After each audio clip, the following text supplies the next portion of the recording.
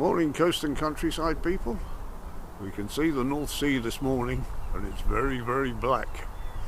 Anyway, we're in this part of the plot this morning and things aren't looking brilliant because the slugs are still at it. They've destroyed some of the cabbage and not cabbage, broccoli and the kale plants. Normally the slugs have stopped at this time of the year, but we haven't had a hard ground frost yet.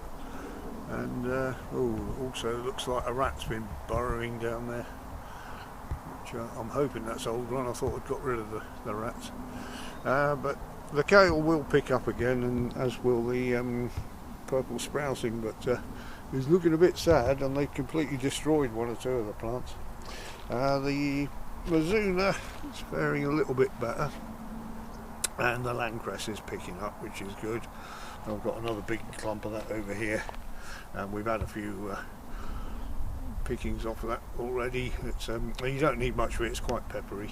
It's like watercress. And look at this, we've got potatoes come back up in November, so it shows you it's been mild.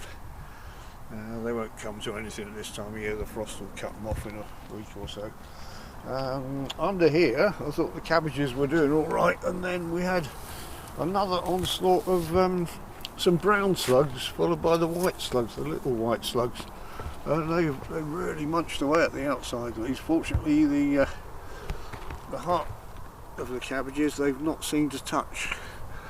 They haven't had a go at those yet, which is good. I've been out here nearly every night taking the slugs off, and hopefully we're seeing the worst of them behind us now. This one, so they're not hearting up yet, but they're putting on new growth in the middle, which is good, which is what you'd expect them to do. I say normally it's not a problem at this time of year, but this year it's the year of the slug. I'm keeping the netting on because the pigeons still love them. Over here again the slugs have had a right go at the spinach, the leaf beak spinach.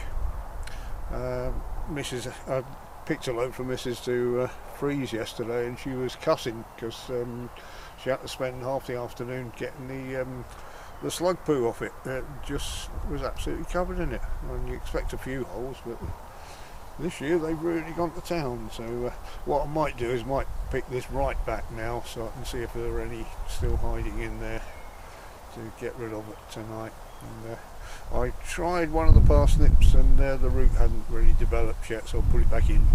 So we'll leave those a bit longer. But today's exercise, the potatoes have all died back now, and it's been a couple of weeks. You can see the dead haulms here. So the skins will have hardened. I'm not holding my breath on what these are going to be like in a drought year, because although I watered them as much as I could, potatoes like a lot of water, and we just didn't have the rain this year. 1.5 inches all summer, which is not enough. So I'll pause the video there, and then we'll come back once I've dug those up.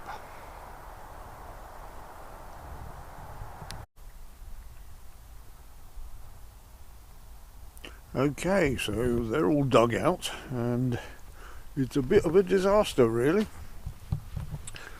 As you can see, I've washed the ones that are reasonably okay, but the bulk of them, or I'd say 2/3 of them, are absolutely full of wireworm. So they're not a lot of use. I probably could cut bits out of them, but quite honestly, we've got better things to do at the moment. So this is probably the nicest one of the pink fir apples. But also found this. We don't have a horse chestnut tree, but something buried that, and also there was a walnut over there which I dug up, which we haven't got a walnut tree that's ready to fruit either. So something's buried those. I suspect the squirrel in this case. It disappeared overnight, by the way. Right, but it rained overnight, so I'm probably not going to go on the soil today. I've just put some compost down, raked it flat, and these are the autumn planting onion sets, which are well underway. The roots are coming out the bottom of the trays on those. They can go in as soon as I can get on the soil. and at the back there some of the leeks, which I've already planted some of the leeks into pots in the polytunnel, which they're doing alright. And these, I don't know if you remember, these are all the little onions from earlier in the year that didn't do very well. Yeah, some of them may have been good for pickling, but we don't eat pickled onions, so there's no point there. So I put them all in that tray, and they're now all spring onions. I could probably even pick a few to eat, but they're still a little bit small, so they'll go in here as soon as I can get on the soil, which probably won't be today.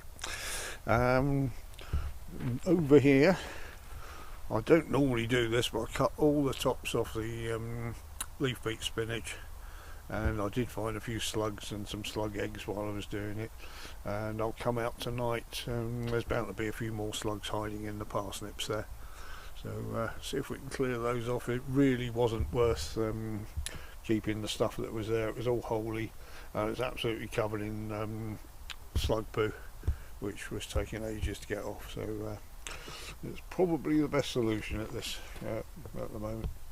A couple of landcress plants doing what landcress does and getting bigger. They produce right throughout the winter, which is quite handy. Nice peppery leaves on those.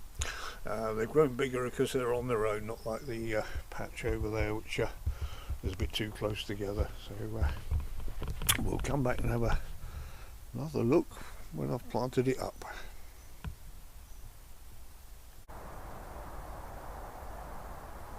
Well, it's now a few days later, and we've had all sorts of weather since I started this video.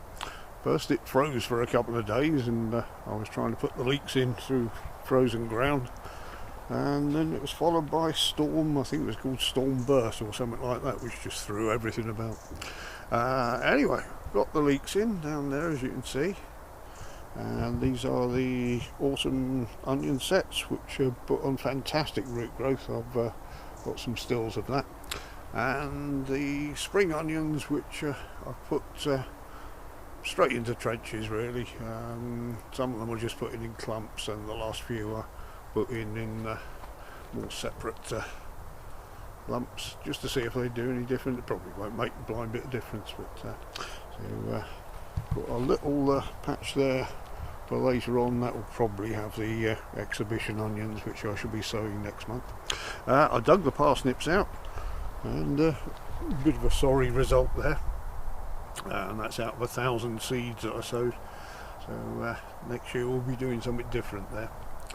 And I cut all the spinach right back. I don't normally do this, I normally just cut a few leaves off, but there were so many slugs hiding in there, and I've been out and I've caught a few, and hopefully the frost will have taken care of a lot of the slugs, or at least they'll go to ground. So, some of the plants look like they're not too happy, but there's new growth on a few of them, so it's better than the slimy mess that we had. I've had to repair this cover for the cabbages twice during the storm. Having a look over here, I was talking about putting pipes in to put the parsnips in next year, but I've got a dozen of these things, which are stands for water butts. You put the three together, and you put your water butt on top of that. And I didn't use them, I used concrete blocks for the water butts, but they make very good interlocking flower pots. I've drilled extra holes in the bottom of most of them, so I might dig those half into the ground and then put sieved compost in and plant a couple, or maybe 3 parsnips in each one. I'm going to germinate the parsnips on kitchen paper next year, and then put them into little cell trays to give them a head start, because it was hopeless sowing them into the ground last year. If it wasn't the slugs eating them off, the drought got them, and we just didn't get any come up. So yeah, we've got some plenty of landcress going on. That's looking very well, and that one potato didn't quite get killed off in the frost there. There we go, just an update there, and I'll see you all in the next video.